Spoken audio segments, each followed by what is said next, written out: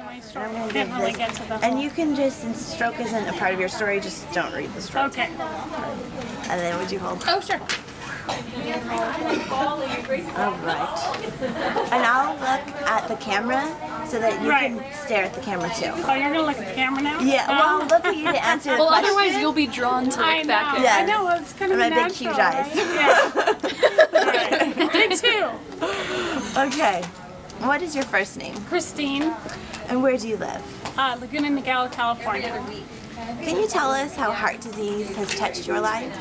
Well, in December 2010, I had a heart attack. Prior to that, I was working as a supervisor at my children's elementary school. I was on my feet 4 to 5 hours a week, and I had been experiencing during the year kind of a leg pain, like a heaviness in my leg, and I ignored it. Then the last 4 months of the year, I started to experience left arm pain. A tingling and numbness in my arm that I would try to shake and massage, and I ignored it. One day I was walking down the ramp at school, and I had a bucket and a table. And I had a severe tightening in my chest and this pain that came over. And that whole day I had been experiencing the left arm pain. So when those two things came together, I knew I couldn't ignore it anymore. But instead of calling 911, I drove myself home. I called my doctor, and they told me that he was on call at the emergency room and that I could find him there. So I decided to drive myself to the emergency room. And that was something I will never hear the end of. So I drove myself in, I gave them my symptoms, and within seconds I was in a very tiny room with 6 nurses on me.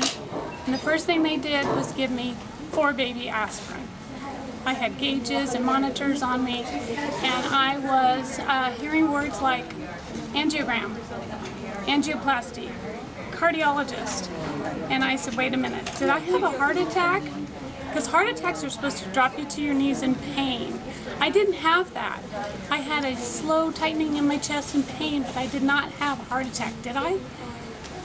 So the awareness came to me, and I asked someone to please call my husband. I needed my husband. I needed to know that someone was going to drive carpool. I had to drive carpool. Who was going to take care of my kids? But my husband was there shortly in the emergency room. We were told that I needed a procedure called an angiogram, and then following possibly an angioplasty.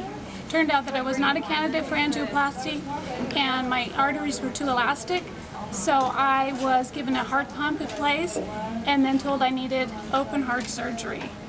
And I'm like, open heart surgery? I'm 46 years old, I'm a mother of 2, I have friends, I drive carpool. I am not having open heart surgery, am I?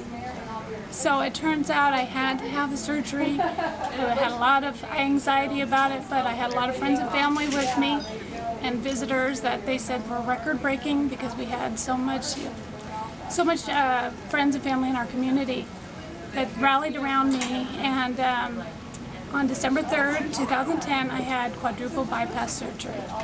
I had 90% blockage in 3 of my arteries and 75% in my 4th artery. It was hard to believe that a 46-year-old woman could be experiencing this, but I got through it, I survived, and thanks to the American Heart Association, with all the research and the funding that they have, given all these amazing specialists, they put me back together, my heart is mended, and my heart is full, and I'm so very thankful to be able to share my story and be able to tell you today how I survived. Considering that heart disease kills more women than cancer, why do you think women don't talk about heart disease more? I think women don't talk about heart disease more because we don't talk about it in relation to, if you think about women, we get our mammograms and we talk about it. We don't get our heartograms. We don't get those things that we should, and we ignore pain as mothers and as wives.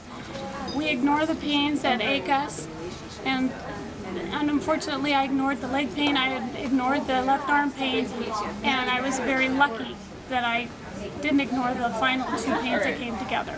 So I just think that we need to be more aware and talk and share stories like mine.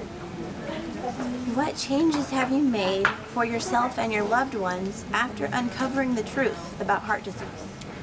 I've become more active in my community. I've become more of an advocate. Thankfully, I have a good friend who works for American Heart Association who has told me all the amazing things that they have done in my life. And behind the scenes, as I said, the research and the doctors and their training. I've told every single woman I know and man that if you ever have left arm pain, do not ignore it. I'm kind of a walking example of what not to do. Not drive yourself to the emergency room, call 911, and don't ignore your pains that you experience. Were there lifestyle changes you made? I was pretty active to begin with, but I think just lifestyle in general, I'm very thankful for my life, and I'm every day I think how thankful I am to be here and to share my story, and I don't take anything for granted. How do you share this truth with others to help end our #1 killer?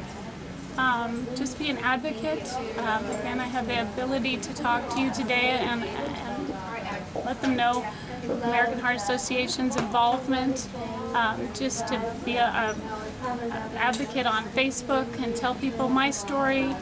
And I started, my husband started carrying a bridge that made a lot of people aware of my symptoms and how this affected me and what I've done with my history and my cure.